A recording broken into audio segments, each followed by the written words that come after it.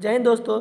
तो विज्ञान का बिहार बोर्ड का सब्जेक्टिव वीवीआई क्वेश्चन हम लेके आए हैं जो बार बार पूछा गया है बिहार बोर्ड में। तो देखते हैं यहाँ पर जो क्वेश्चन है 51 नंबर, रोटी और केक को फुलाने में बेकिंग पाउडर का उपयोग क्यों किया जाता है। रोटी और केक को फुलाने में बेकिंग पाउडर का प्रयोग, तो बेकिंग पाउडर को जो है इसका कभी कभी रासायनिक नाम पूछते हैं। तो रासायनिक नाम होता है सोडियम बाइकार्बोनेट। क्या होता है? Sodium bicarbonate. ठीक है, इसका होता है सोडियम बाइकार्बोनेट। सोडियम बाइकार्बोनेट होता है और इसका जो सूत्र होता है NaHCO3। NaHCO3 सोडियम बाइकार्बोनेट का सूत्र होता है।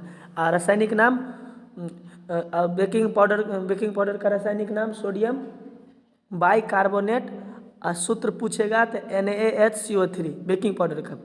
इसका उपयोग तो रोटी फुलाने में, केक बनाने में, इस सब में जो होता है। तो कहता है क्यों होता है। तो रोटी और केक बनाने के समय बेकिंग पाउडर मिलाने पर CO2 गैस मुक्त होता है ना। उसमें एक प्रकार के कुछ होता है जो जब भी उसको डाला जाता है, गर्म किया जाता है, तो उसमें से CO2 गैस निकलता है जो उन्हें मुलायम और स्पंजी बनाने में सहायक होता है। और जब ये गैस निकलेगा कि ऊपर की तरफ पपड़ा जैसे निकाल देता है तो मदद करता है।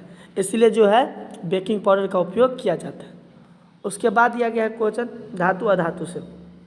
धातु अधातु से क्वेश्चन है, देखिए कितना बार पूछा गया है। क्या कहता है कि आयनिक यौगिक, यहाँ पर धातु अधातु बोला, आयनिक यौगिक का गलनांक उच्च क्यों होता है। आयनिक यौगिक है ना, उसका गलनांक, आयनिक माने जिस पर चार्ज है, जैसे कि सोडियम है ना, तो सोडियम प्लस चार्ज होता है क्योंकि सोडियम की परमाणु संख्या 11 में से 10 का तो बॉन्ड बन गया, एगो रह गया तो एक हो जाता है, प्लस चार्ज एगो होता है, तो आयनिक यौगिक हो गया। तो कहता है आयनिक यौगिक का गलनांक उच्च क्यों होता है, क्योंकि ये बॉन्ड बना लिया रहता है। जैसे सोडियम क्लोराइड, ये क्लोरीन से बॉन्ड, तो इस बॉन्ड को तोड़ने के लिए, कोई भी दोस्ती होगा उसको तोड़ने के लिए बड़ा साजिश करना पड़ता है कि नहीं। तो इसको तोड़ने आसान नहीं होता है। तो आयनिक यौगिक का गलनांक उच्च क्यों होता है, इसका गलनांक जो है उच्च क्यों होता है। तो अंतर आयनिक आकर्षण के कारण आयनिक यौगिक का गलनांक उच्च होते हैं। अंतर आणविक आकर्षण बल होते हैं।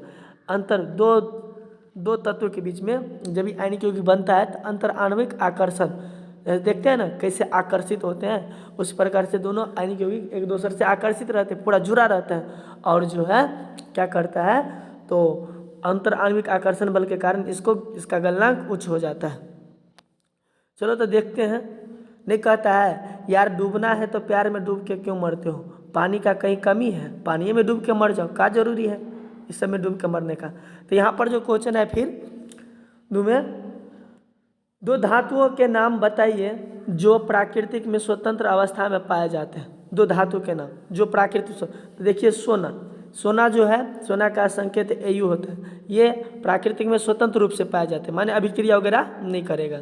समझ गए कि नहीं, तब ना नाक कान में लोग पहनता है, नहीं तो अभिक्रिया कर जाता तो पहनता न था या बन जाता कुछ और। इसलिए जो है यहाँ पर ये स्वतंत्र धातु है, अभिक्रिया नहीं करते हैं। उसके बाद है प्लेटिनियम, ये भी स्वतंत्र रूप में पाए जाते हैं, अभिक्रिया नहीं करते हैं। चलिए तो आगे देखते हैं। आगे जो क्वेश्चन है तन्यता किसे कहते हैं, ये 21 में पूछा गया था, तन्यता किसे कहते हैं। तो धातुओं का वह गुण जिसके कारण पतले लंबे तारों में बदला जा सके, है ना। थुड़ते कितना भी थुड़िएगा तो ससुरा टूटेगा नहीं, उसी को क्या कहते हैं, तन्यता कहता है। तो ये भी हो गया। उसके बाद यह आघात वर्ध्यता।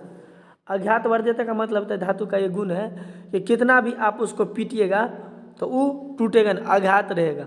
धातु का वह गुण जिसके कारण उसे पीट कर चादर, तांबा, पतले तार बनाया जा सके, आघात वर्ध्यता या तन्यता कहलाता है। तो ये भी वही हो गया। उसके बाद ध्वनिक किसे कहते हैं, तो जो धातुओं को कठोर सतह से टकराने पर आवाज़ उत्पन्न होती है उसी को ध्वनिक कहते हैं। ये हो गया।